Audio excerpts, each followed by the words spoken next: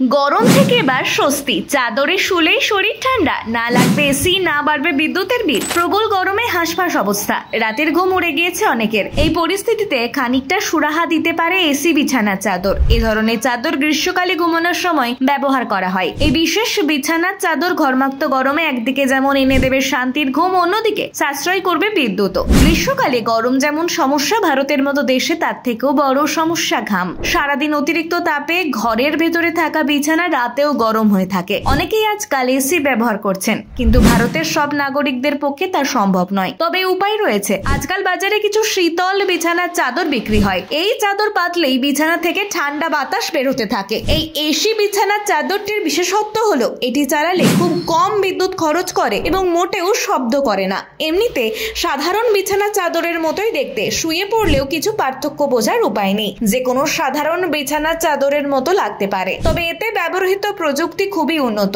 এর মধ্যে রয়েছে এক ধরনের জেল, যা ঠান্ডা করে দেয় উপরিতল।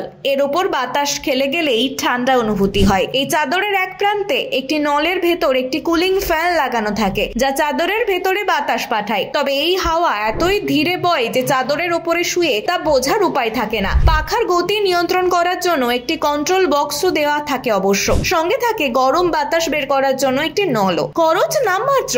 এমন উন্নত প্রযুক্তির একটি সামগ্রী কিনতে চাইলে খরচ করতে পারেন খুব সামান্য টাকা। চাদরে ইনস্টল করা কুলিং ফ্যানটি মাত্র 4.5 ওয়াট শক্তি খরচ করে, অর্থাৎ এক সপ্তাহ চালালে 1 ইউনিটের কম বিদ্যুৎ খরচ হবে। এর ওজন মাত্র 2 কেজি। এতে একটি টাইমারও রয়েছে, যা একটানা 2, 3 বা 4 ঘন্টা ব্যবহার করা যায়। অনলাইন শপিং সাইটগুলিতে এর দাম 1500 থেকে 2000 টাকার মধ্যে। ভিডিওটি ভালো লাগলে অবশ্যই লাইক, কমেন্ট, শেয়ার করে আপডেট বাংলা পেজটি ফলো করুন এখনই।